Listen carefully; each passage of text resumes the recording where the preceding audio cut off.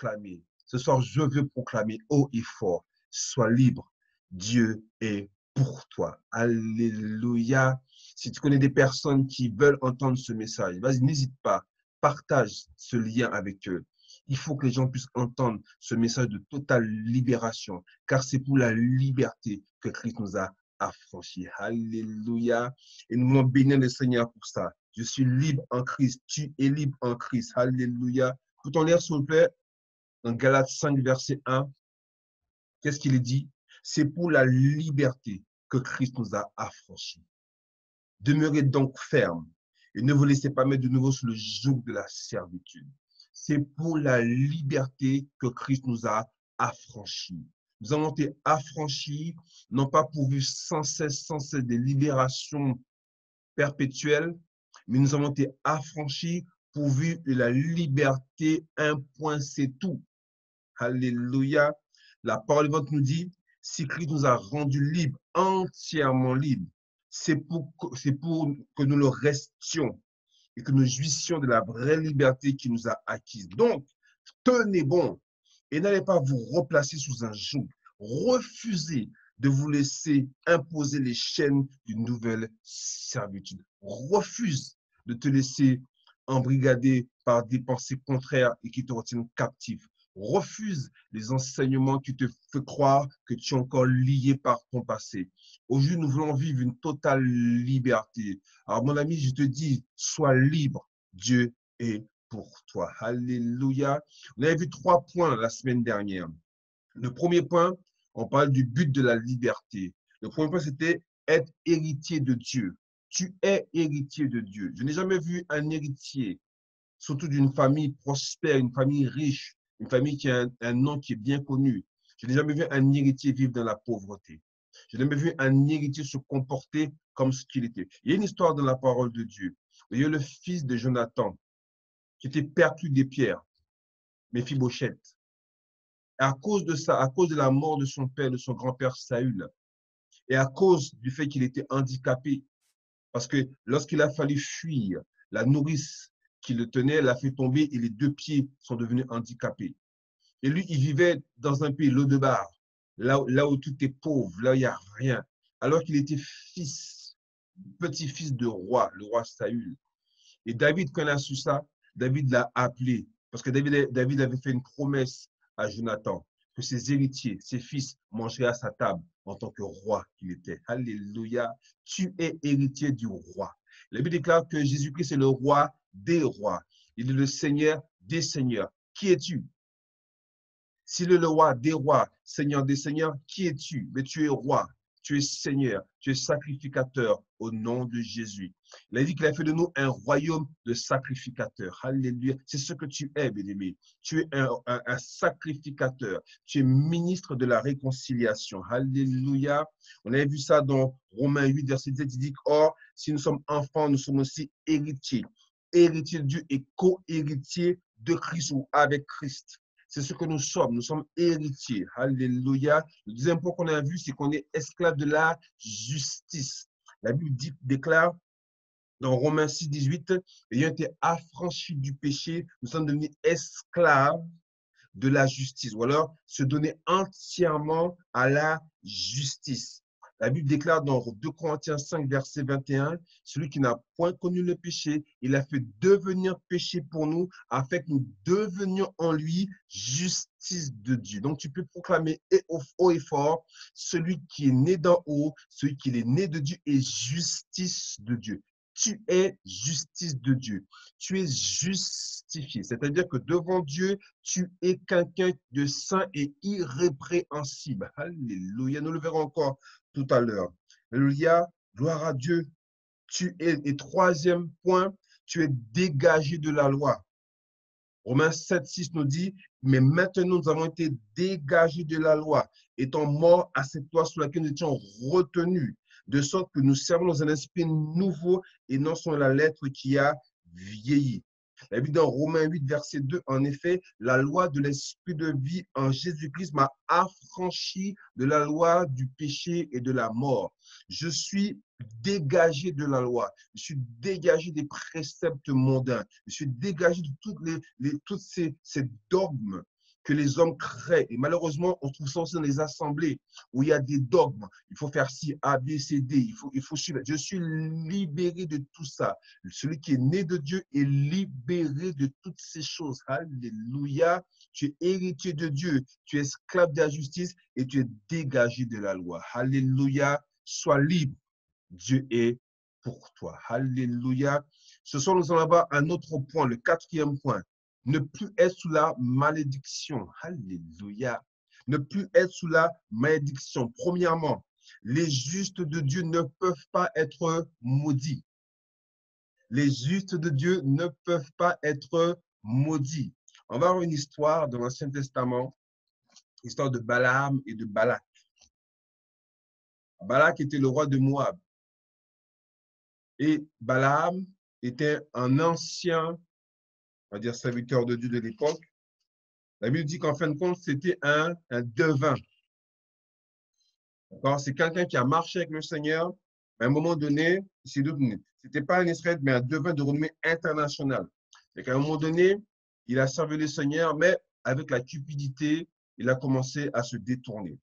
Et Balak, qui ne supportait pas de voir la prospérité d'Israël, donc il y a des personnes comme ça qui ne supportent pas de voir la prospérité des enfants de Dieu, de voir la réussite des enfants de Dieu. Ils veulent empêcher que cela puisse arriver. Mais j'ai une bonne nouvelle pour toi ce soir. Sois libre. Dieu est pour toi. Alléluia. Il dit, on va lire cette histoire, Nombre 23, versets 8 et 9. On peut commencer pour le contexte un peu dans Nombre 22.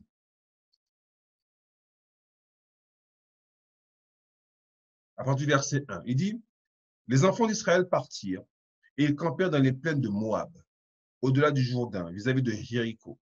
Balak, fils de Tsippor, vit que tout ce que Israël avait fait aux Amoréens. Et Moab fut très effrayé en face d'un peuple aussi nombreux. Il fut saisi de terreur en face des enfants d'Israël.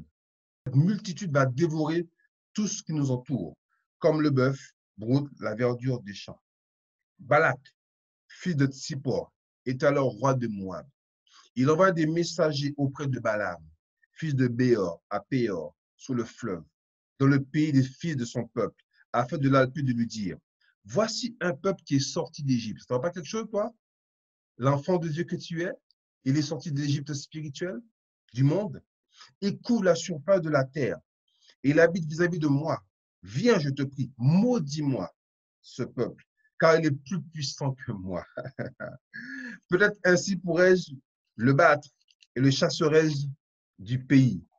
Car je sais que celui que tu bénis est béni et que celui que tu maudis est maudit. Ça, c'est ce que Balak dit à Balaam. Parce que quelque part, il pensait que le prophète avait un pouvoir. Alléluia. Mais regardez par la suite. On lit, verset 7. Les anciens de Moab et les anciens de Madian partirent, ayant avec eux des présents pour le devin. Ils arrivèrent auprès de Balaam et lui rapportaient des paroles de Balak. Balaam lui dit, passez ici la nuit, je vous donnerai réponse d'après ce que l'Éternel me dira. Et les chefs de Moab restèrent chez Balaam. Dieu vint à Balaam et dit, qui sont ces hommes que tu as chez toi? Balaam répondit à Dieu. Balak, fils de Tsippor, roi de Moab, les a envoyés pour me dire, voici un peuple est sorti d'Égypte. Il couvre la surface de la terre. Viens donc, maudis-le. Peut-être ainsi pourrais-je le combattre et le chasserai-je. D'ailleurs, quelqu'un qui dit être enfant de Dieu et qui a dans sa pensée de maudire un autre enfant de Dieu, même quelqu'un qui n'est pas à Christ, là, ça pose un sérieux problème. Dieu dit à Balaam, tu n'iras point avec eux, écoutez bien. Dieu dit à Balaam, tu n'iras point avec eux. Tu ne me diras point ce peuple, car il est béni. Alléluia. Tu ne maudiras point ce peuple, car il est béni. Alléluia. Les justes de Dieu ne peuvent pas être maudits. Alléluia. Maintenant, chapitre 23. À partir du verset 5.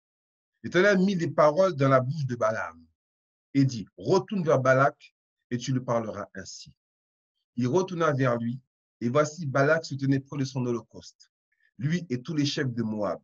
Balaam prononça son oracle et dit, Balak m'a fait descendre d'Aram le roi de Moab m'a fait descendre des montagnes de l'Orient. Viens, maudis-moi Jacob. Viens, sois irrité contre Israël.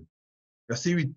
Comment maudirais-je celui que Dieu n'a point maudit? Alléluia. Je répète. Comment maudirais-je celui que Dieu n'a point maudit? Comment serais-je irrité quand l'Éternel n'est point irrité? Écoutez bien, comment maudirais-je celui que Dieu n'a point maudit? Comment serais-je irrité quand l'Éternel n'est point irrité? Dans la version King James anglaise, le mot comment maudirais, c'est comment défier Dieu. Comment pourrais-je défier Dieu dans cette histoire? Il dit encore, comment pourrais-je accuser publiquement quelqu'un? Comment pourrais-je publiquement accuser un enfant de Dieu? La Bible te dit, comment maudirais-je celui que Dieu n'a point maudit? Comment serais-je irrité quand l'Éternel n'est point irrité? Alléluia. Nous sommes délivrés car Jésus-Christ est en nous et que nous sommes en lui. Rappelez-vous, Christ en moi, l'espérance de la gloire. Christ est en moi et moi je suis en Christ. En Christ, Dieu est pour nous. Et plus encore, il est en nous et nous en lui. Il y a une fusion. Lorsqu'on te voit en tant qu'enfant de Dieu, on doit voir Christ. Si Christ est béni, à mon avis, quoi? Quelle est ta situation? Je te pose la question. Si Christ est béni, quelle est ta situation? Parce que tu es membre du corps de Christ. L'Esprit de Christ habite en toi. Alléluia. Devant Dieu, nous sommes saints, justes devant lui. Alléluia.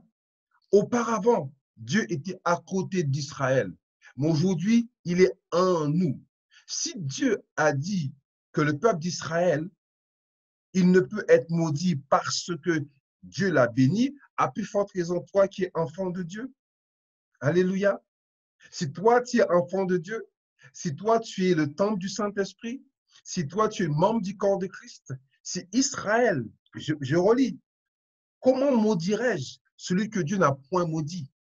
Comment serais-je irrité quand l'Éternel n'est point irrité? C'est-à-dire qu'il y a des personnes qui pensent que l'Éternel est irrité contre nous, mais c'est fini cette époque-là. Car Christ est venu accomplir la malédiction qui devait reposer sur nous. Donc, Dieu n'est plus en colère contre ses enfants parce que Christ a payé le prix pour que nous soyons appelés enfants de Dieu et nous le sommes. Alléluia. Regardons Deutéronome 23, verset 5 pour expliquer un peu la situation. Si tu es là, proclame, déclare haut et fort, je suis libre car Dieu est pour moi. Deutéronome 23, verset 5, il est dit, mais l'Éternel, ton Dieu, n'a point voulu écouter Balaam. L'Éternel, ton Dieu, a changé pour toi la malédiction en bénédiction parce que tu es aimé de l'Éternel, ton Dieu. Parce que tu es aimé de l'Éternel, ton Dieu. Bien-aimé, si Dieu t'aime, et je vous rappelle que Dieu nous aime parce qu'il est amour. La nature même de Dieu, c'est l'amour. Donc Dieu nous aime, non pas parce que nous sommes extraordinaires, non pas parce que nous faisons des bonnes choses. Je vous ai expliqué plusieurs fois, la grâce ne veut pas dire qu'on doit faire tout et n'importe quoi. Non. Mais que tu fasses tout et n'importe quoi, si je peux me permettre cette expression, le salut que Dieu t'a accordé, il est éternel, il est acquis. Qui pourrait aujourd'hui venir dire que ce que Dieu, Christ a accompli pour toi n'a pas de sens, n'a pas de valeur? Absolument personne. Absolument personne. Alléluia. Celui que Dieu a béni est béni. Il n'y a pas à marcher arrière. Alléluia. Regardez Galates 3, verset 13. C'est très important ça, bien-aimé. Dors tranquille, sois en paix. Christ t'a libéré, tu es totalement libre. Totalement libéré. Galates 3, verset 13 nous dit, Christ nous a rachetés de la malédiction de la loi, étant devenu malédiction pour nous, car il est écrit, maudit est quiconque est pendu au bois. Tu entends ça? Christ nous a rachetés de la malédiction de la loi, étant devenu malédiction pour nous. Il est venu malédiction pour nous. Donc, si lui, il s'est fait malédiction à notre place, la malédiction n'est plus ton héritage. Amen. La malédiction n'est plus l'héritage de l'enfant de Dieu. L'enfant de Dieu n'est plus sous la malédiction. L'enfant de Dieu a été transporté dans le royaume du Fils de son amour. L'enfant de Dieu est passé de la mort à la vie. L'enfant de Dieu était mort, maintenant il est ressuscité. L'enfant de Dieu était pauvre, maintenant il a été enrichi à cause de Christ. L'enfant de Dieu était sans valeur, sans saveur, maintenant il a été glorifié. C'est ce que tu es, bien-aimé. Et ne laissons personne nous dire autre chose que cela. La Bible enseigne clairement que Christ s'est fait malédiction pour nous. Alléluia. Il dit, mais à présent, parole vivante, mais à présent, le Christ nous a affranchis de l'esclavage du régime légal. Il a payé cher notre liberté. Quelqu'un a payé pour que nous soyons libres. Et cette liberté, elle est acquise. Tu n'as aucun effort à fournir pour être libre. Par contre, tu dois fournir des efforts pour vivre cette liberté. Mais pour vivre cette liberté, il faut d'abord accepter le fait que tu es libre. Et quand je parle que tu es libre à 100%. Parce que souvent, on dit qu'on est libre, hein, mais on se laisse des fois encore manipuler ou les gens viennent nous enseigner des choses qui nous font croire que nous sommes encore sous la manipulation de quoi que ce soit, nous sommes encore sous la coupe de quoi que ce soit. La Bible mentionne clairement que nous, en tant qu'enfants de Dieu, nous sommes libres de l'esclavage du péché. Nous sommes libres de l'esclavage de la loi du péché et de la mort. Je ne suis plus sous cette loi. Cette loi n'a plus aucune autorité pour celui qui est né d'en haut. Dis Amen, s'il te plaît.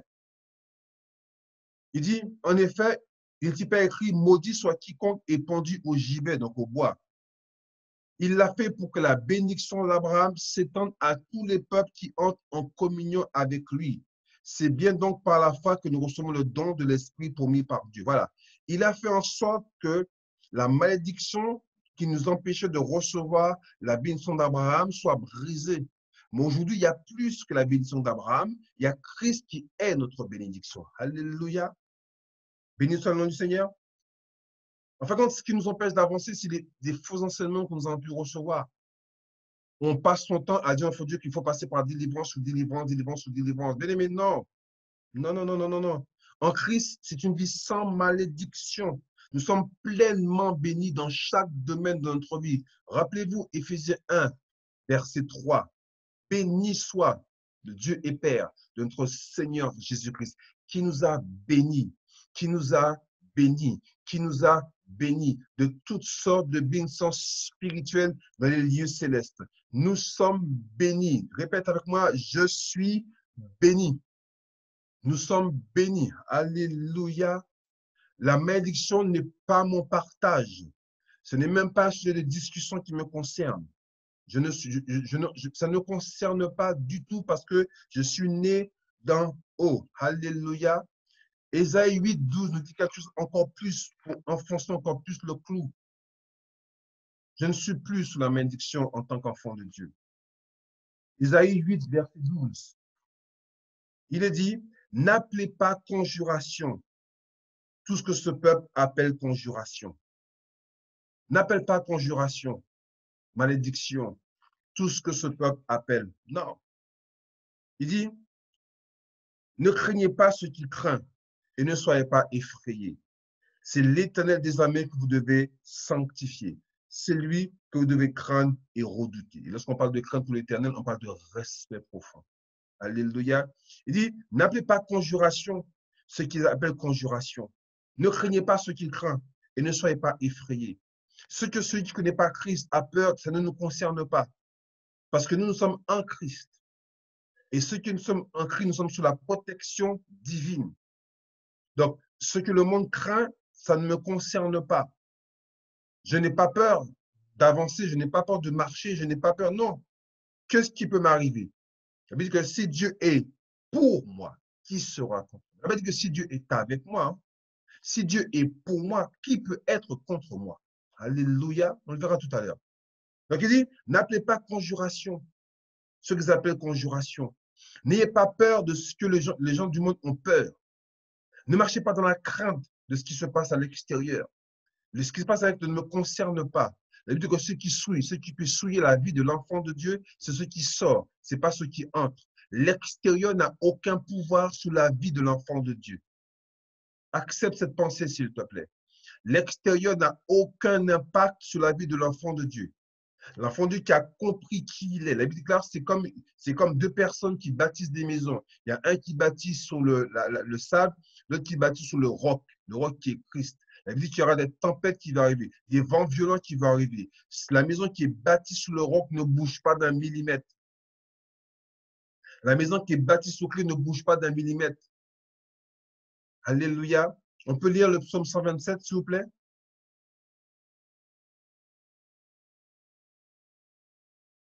Alléluia. Mon cœur se réjouit d'entendre ces choses. Le psaume 127, qu'est-ce qu'il est dit? Si l'Éternel ne bâtit la maison, ceux qui la bâtissent travaillent en vain. Si l'Éternel ne garde la ville, ceux qui la gardent veillent en vain. Si l'Éternel ne bâtit la maison, c'est-à-dire que si la maison que je suis est bâtie selon Christ, selon le modèle de Dieu, qu'est-ce qui peut m'arriver?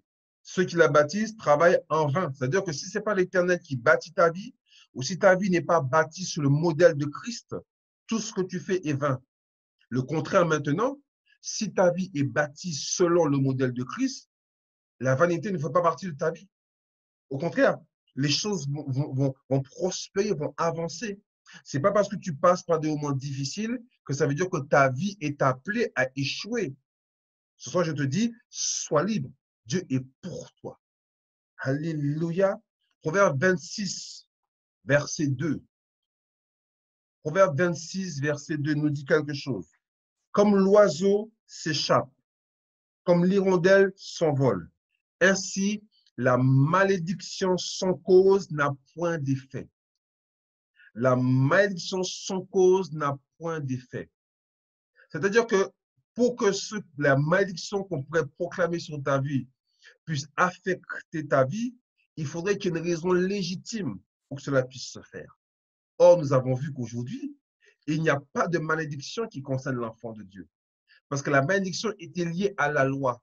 Or, Christ s'est fait malédiction pour que nous ne soyons plus sur la malédiction.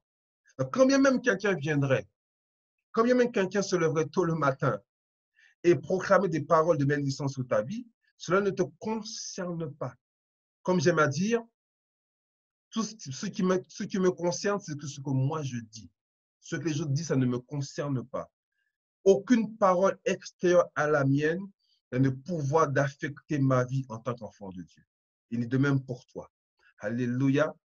La seule parole qui peut affecter ta vie, c'est celle que tu proclames de ta bouche. C'est quand même dit que faites attention.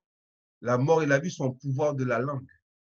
Quand tu proclames des choses contraires à ce que Dieu a prévu pour ta vie, tu attires malheureusement sur ta vie le contraire de ce que Dieu a prévu. Ce qui veut dire que la seule personne qui peut éventuellement t'empêcher d'arriver là où tu dois arriver, c'est toi-même. Personne d'autre n'a le pouvoir sur cette terre de t'empêcher l'enfant de Dieu d'avancer. Il n'y a plus de malédiction pour l'enfant de Dieu. Alléluia. Romains chapitre 8. Et là, on va lire un passage un peu plus long. Alors, je prends mon temps parce qu'il y a beaucoup de choses à dire. Bien entendu, nous continuerons la semaine prochaine, voire les semaines suivantes, parce que je veux vraiment que nous acceptions la pensée de Christ. La pensée de Christ, c'est que l'enfant de Dieu n'est plus sous la malédiction. L'enfant de Dieu, il est béni. Il ne peut pas avoir de cohabitation entre la bénédiction et la malédiction. Il ne peut pas avoir de cohabitation. C'est soit tu es avec Christ, soit tu es avec maman. Il ne peut pas avoir de cohabitation entre ce qui vient de Dieu et ce qui vient du monde. Ce n'est pas possible. Maintenant, Romains 8, versets 31 à 39. Regardez ce qu'il est dit. On va lire à partir du verset 28. Nous savons du reste que toute chose concourt au bien de ceux qui aiment Dieu, de ceux qui sont appelés selon son dessein. Car ceux qu'il a connus d'avance, premièrement, ceux qu'il a connus d'avant, qu'est-ce qu'il a fait? Il les a prédestinés à être quoi? Être semblables à l'image de son Fils. Donc, celui qui est né d'en haut, le but, c'est qu'il soit semblable à l'image de Christ. afin que Christ, son fils, qui fut le premier-né, fut le premier entre plusieurs frères. D'accord? Donc, lorsqu'il parle de la notion de frère, il parle des enfants de Dieu. C'est-à-dire que les frères, ce n'est pas les personnes qui adhèrent à une religion quelconque, non. La notion de frère, là, il parle de personnes qui sont semblables à Christ. Donc, si on s'appelle frères et sœurs, c'est que nous sommes semblables à Christ. Si Christ est maudit, il faut qu'on m'explique comment cela puisse être possible. Parce que nous sommes frères en Christ. Donc, nous sommes semblables à Christ. Alléluia. On a la dernière fois que nous ne sommes pas identiques à Christ. Nous sommes identifiés à Christ. Tel il est, tel je suis. Je suis scellé en Christ. Il y a une fusion. Lorsqu'on me voit, on voit Christ. Lorsqu'on voit Christ, on me voit. Nous sommes membres du corps de Christ. La tête est exactement comme le corps et vice-versa. Et ceux qu'il a prédestinés, il les a aussi appelés. Et ceux qu'il a appelés, il les a aussi justifiés. Et ceux qu'il a justifiés, il les a aussi glorifiés. Alléluia. Donc tu es justifié, tu es glorifié. Que dirons donc à l'égard de ces choses? Voilà, il dit, si Dieu est pour nous, pas avec nous, si Dieu est pour nous, qui sera contre nous? Alléluia. Là, il n'est pas question que Dieu soit avec nous. Là, il est question que Dieu est pour nous. Dieu, il est pour toi. Sois libre. Lui qui n'a point épargné son propre fils, mais qui l'a livré pour nous tous, comment ne donnera-t-il pas aussi toutes choses avec lui? Qui accusera les élus de Dieu? Toi, enfant de Dieu, c'est Dieu qui justifie. Qui les condamnera? Christ est mort. Bien plus, il est ressuscité. Il est à la droite de Dieu. Il intercède pour nous. Le mot intercéder veut dire il est garant. Christ à la droite de Dieu, il est garant. Par sa présence auprès de Dieu, il dit oui, ces personnes-là m'appartiennent. Ce sont mes frères, ce sont mes sœurs. Alléluia. Christ est garant. Qui nous séparera de l'amour de Christ? Sera-ce la tribulation, ou l'angoisse, ou la persécution, ou la faim, ou la nudité, ou le péril, ou l'épée? Selon qui est écrit, c'est à cause de toi qu'on nous met à mort tous les jours, qu'on nous regarde comme des brebis destinées à la botte. Mais en toutes ces choses, nous sommes plus que vainqueurs par celui qui nous a aimés, pas qui nous aimera, pas qui nous aime, qui nous a aimés. Car j'ai l'assurance que ni la mort, ni la vie, ni les anges, ni les dominations, ni les choses présentes, ni les choses à venir, ni les puissances, ni la hauteur, ni la profondeur, ni aucune autre créature ne pourra nous séparer de l'amour de Dieu manifesté en Jésus-Christ notre Seigneur. Alléluia. Ne pourra nous déconnecter de notre destinée divine. Est-ce que tu comprends ça, bien-aimé? En tout, nous sommes plus que vainqueurs. Dans la parole vivante, c'est un peu plus explicite.